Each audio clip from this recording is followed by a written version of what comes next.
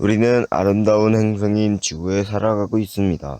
우리에게 지구는 매우 큰 존재이지만 태양계에서의 지구는 작은 존재입니다. 우리 다 같이 넓은 태양계에 대해 알아볼까요? 태양계에 대해 설명하기에 앞서 태양계가 생긴 과정부터 알아볼까요? 여러분들은 지구가 언제 탄생했을 것이라고 생각하시나요? 과학자들은 지구가 약 46억 년 전에 생성되었다고 추측하고 있습니다. 46억 년을 뭐로 비교하면 좋을까요? 요즘 시대는 100세 시대라고 하죠. 사람의 인생으로 한번 비교를 해보도록 하겠습니다. 사람의 수명을 100년으로 가정했을 때 46억 년이라는 시간은 4,600만 번의 인생을 살 수 있는 시간입니다. 그 정도로 지구는 매우 오래전에 탄생되었습니다. 그렇다면 태양은 언제 어떻게 생긴 걸까요? 태양의 탄생을 설명하기에 앞서 약 50억 년 전으로 거슬러 올라가야 합니다. 태양이 생성되기 전에는 온 우주에 수소가 퍼져 있었습니다. 이 수소들은 정체 모를 힘으로 폭발하여 뭉치기 시작했습니다. 주로 물질들이 뭉쳐지면 어떤 현상이 발생할까요? 바로 질량을 가지게 되고 점차 커지게 됩니다. 그렇기 때문에 점점 질량이 커지면서 중력이 생기게 됩니다. 여기서 잠깐, 질량을 가지게 되면 중력이 생긴다는 것은 뉴턴 아저씨가 만유인력의 법칙을 발표하면서 밝혀졌습니다. 이 중력 때문에 수소들이 점차 빠르게 모이고 그 수소의 중심은 어마무시한 압력을 받게 됩니다. 압력이 커지면 온도가 높아진다는 것은 중학교 때 배웠기 때문에 아실 겁니다. 그래서 온도가 점차 높아지게 되고 중심의 온도가 무려 15,000도에 도달하게 됩니다. 이 온도에 도달하게 되면 수소 핵융합 반응을 일으키게 됩니다. 여기서 잠깐, 수소 핵융합 반응이란 수소가 융합하여 헬륨이 되는 과정이며 별의 주 에너지원이라고 생각하시면 됩니다. 그래서 이 반응을 일으키면서 우리의 생활에 꼭 필요한 태양이 탄생하게 됩니다. 이때까지만 해도 지구는 존재하지 않았습니다. 하지만 질량을 가지면 중력이 생긴다고 했죠? 그래서 주변 부스러기와 먼지들이 합쳐져서 수성, 금성, 지구와 같은 행성이 만들어지게 되었습니다. 태양의 중력과 여러 행성들의 중력에 의해서 구심력이 발생하게 되고 행성들이 태양 주변을 계속 돌게 되는 태양계가 탄생하게 됩니다. 조용! 필! 태양계의 탄생 과정을 알아봤으니 이제 태양계에 대해 본격적으로 알아볼까요? 태양계는 항성, 행성, 위성, 소행성, 외소행성, 해성, 유성으로 이루어져 있습니다. 첫 번째로 항성은 핵융합 반응을 통해서 스스로 빛을 내는 고온의 천체입니다. 가장 중요한 것은 스스로 빛을 낸다는 것입니다. 태양계에서 빛을 내는 천체는 태양 하나밖에 없습니다. 그러므로 태양계에서는 항성이 태양으로 딱 한 개만 있습니다. 다음은 행성입니다. 행성은 태양 주위를 공전하는 비교적 큰 천체인 수성, 금성, 지구, 화성, 목성, 토성, 천왕성, 해왕성입니다. 행성하면 빠질 수 없는 것이 바로 위성인데요. 위성은 행성 주위를 도는 천체입니다. 그래서 행성과 위성은 바늘과 실 같은 존재입니다. 서로 붙어 다니기 때문입니다. 하지만 태양계에서 수성과 금성은 위성이 없습니다.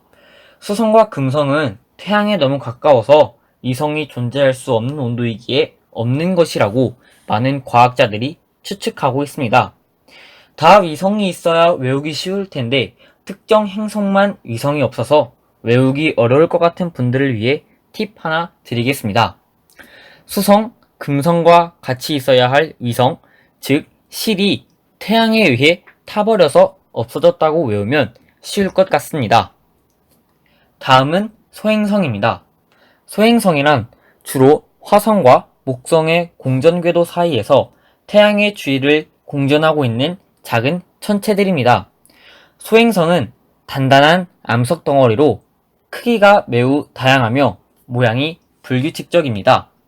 그리고 화성과 목성 사이의 공간에서 거의 원형 궤도로 태양 주위를 돌고 있습니다. 그런데 소행성들은 수가 약 23만 개로 매우 많습니다. 그래서 많은 소행성 중의 일부는 긴 타원 궤도로 공전하여 수성보다 가까이 태양에 접근하기도 하고 천왕성의 공전 궤도까지 멀어지기도 합니다. 그 다음으로 외소행성입니다. 외소행성이란 태양 주위를 공전하는 천체 중 모양이 둥글지만 중력이 충분히 크지 않는 행성을 의미합니다. 간단하게 외소행성은 소행성과 행성의 중간 형태의 천체를 분류하는 말이라고 알아두시면 될 것 같습니다. 외소행성에는 대표적으로 세레스, 구명왕성, 에리스 등이 있습니다. 여기서 잠깐, 일부 어른들은 왜 명왕성이 행성이 아니냐는 의문을 가질 수도 있습니다. 왜냐하면 명왕성은 2006년 7월까지만 해도 행성이었기 때문입니다. 명왕성은 2006년 8월에 국제천문연맹의 행성분류법이 바뀜에 따라 행성의 지위를 잃었습니다.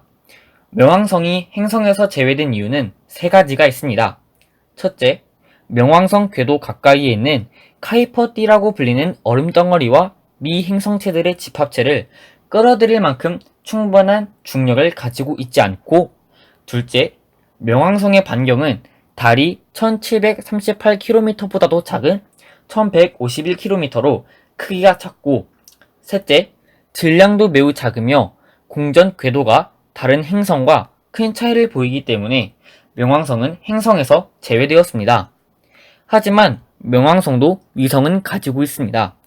카론, 닉스, 히드라, 케르베로스, 스틱스 이렇게 5개의 위성을 가지고 있습니다. 다음은 해성입니다. 해성은 헨리 해성을 통해 들어본 사람이 많으실 겁니다. 헨리 해성은 태양계의 대표적인 해성으로 76년을 주기로 지구로 돌아온다고 합니다. 최근에 1986년에 지구에 왔다고 하니 다음에는 2062년에 다시 지구로 오겠네요. 해성은 긴 타원 궤도나 포물선 궤도를 그리면서 태양의 주위를 돌고 있습니다. 해성은 머리와 꼬리로 구성되어 있으며 머리는 얼음, 먼지 등으로 이루어져 있고 꼬리는 해성이 태양에 가까이 접근할 때 태양열에 의해 머리에 있는 얼음이 승화되어 만들어지는 뿌연 구름으로 이루어져 있습니다. 이 꼬리는 대체로 태양의 반대 방향으로 뻗어나가고 태양에 가까울수록 길어집니다. 마지막으로 남은 것은 바로 유성입니다. 우선 유성에 대해 알아보기 전에 유성체라는 것을 알아야 합니다. 유성체는 행성 사이의 우주 공간을 떠돌아다니는 암석 조각이나 먼지입니다. 유성체가 지구에 가까이 접근할 경우 지구의 중력으로 인한 인력에 의해 대기권 안으로 들어오게 됩니다. 그때 유성체는 지구 대기와의 마찰이 발생하게 되는데 그 마찰로 인해 빛을 내면서 떨어집니다. 우리는 그것들을 주로 유성이나 별똥별이라고도 부르죠. 그리고 그 유성이 여러 개가 모이면 비처럼 내린다고 하여 유성우라고 합니다. 다음 사진을 보면 아시겠지만 밤에 내리는 비 같지 않나요? 가끔씩 대기에 의해 다 타지 못하는 큰 유성체가 떨어질 때도 있는데 그 유성체는 지표면으로 떨어지게 됩니다. 이렇게 지표면으로 떨어진 것을 운석이라고 합니다. 아하!